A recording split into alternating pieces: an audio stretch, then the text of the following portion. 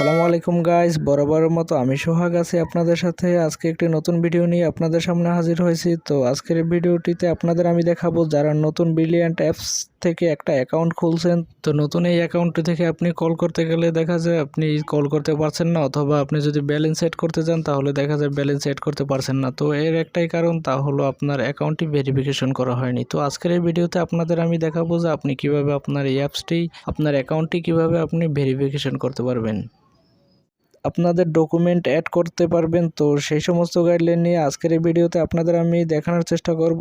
তো এই ভিডিওর মাধ্যমে আপনাদের আমি সম্পূর্ণ গাইডলাইন দেওয়ার চেষ্টা করব। ভিডিওটি না টেনে সম্পূর্ণ ভিডিওটি দেখতে থাকুন এবং অল টেকনিক সোহাগ চ্যানেলটি সাবস্ক্রাইব করে সাথেই থাকুন। আর আপনি যদি নতুন দর্শক হয়ে থাকেন তাহলে চ্যানেলটি অবশ্যই সাবস্ক্রাইব করবেন, সাবস্ক্রাইব করে বেল আইকনটি প্রেস করে রাখবেন। এতে আমার নতুন সব ভিডিও সবার আগে পৌঁছে যাবে আপনার কাছে।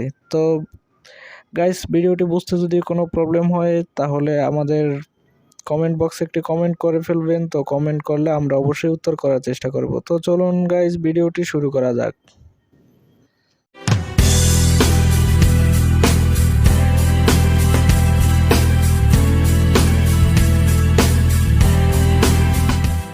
এজন্য প্রথমে আপনাকে ব্রিলিয়ান্ট অ্যাপসটি ওপেন করতে হবে।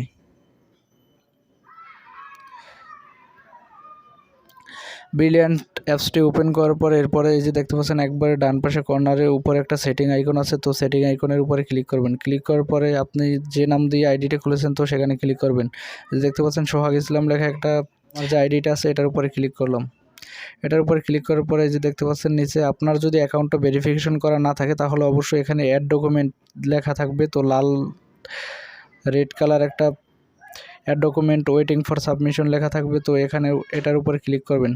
এটার উপরে ক্লিক করার পরে আপনার জন্ম নিবন্ধনে যে আপনার জন্ম তারিখ দেওয়া আছে সেটা এখানে বসিয়ে দিবেন।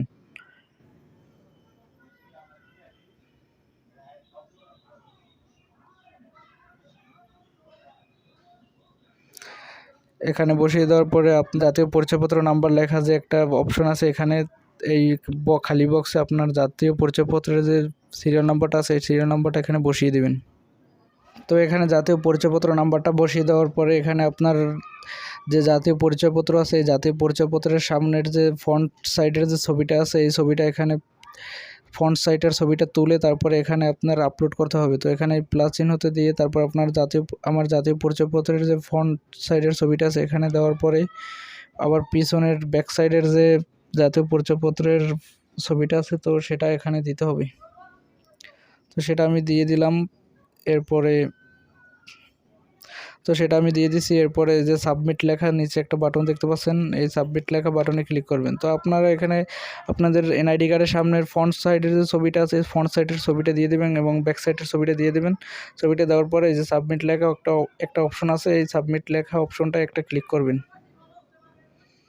এরপরে দেখতে পাচ্ছেন রেজিস্ট্রেশন প্রক্রিয়াটি চলমান। তো রেজিস্ট্রেশন প্রক্রিয়াটি চলমান অবস্থা আছে, এখন অনুগ্রহ করে অপেক্ষা করুন। তো এখানে আপনাকে কিছুক্ষণ ওয়েট করতে হবে।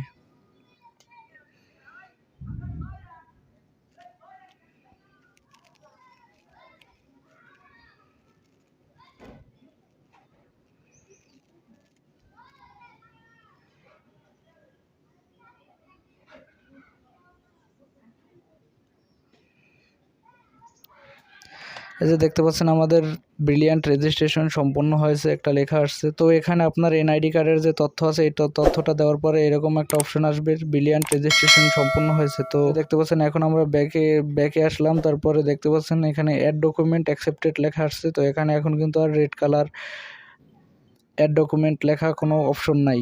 তো এভাবে আপনি ব্রিলিয়ান্টে আপনার ডকুমেন্ট সাবমিট করতে পারবেন। তো সেই প্রক্রিয়াটি আপনাদের আমি দেখালাম। তো এখন আপনি এখান থেকে ব্যালেন্স অ্যাড করতে পারবেন। তো সেজন্য ব্যালেন্স কিভাবে অ্যাড করবেন পরবর্তীতে একটি ভিডিও আপলোড করব। তো দেখা হবে পরবর্তীতে নতুন ভিডিওতে। সে পর্যন্ত সবাই ভালো থাকবেন, সুস্থ থাকবেন। আসসালামু আলাইকুম।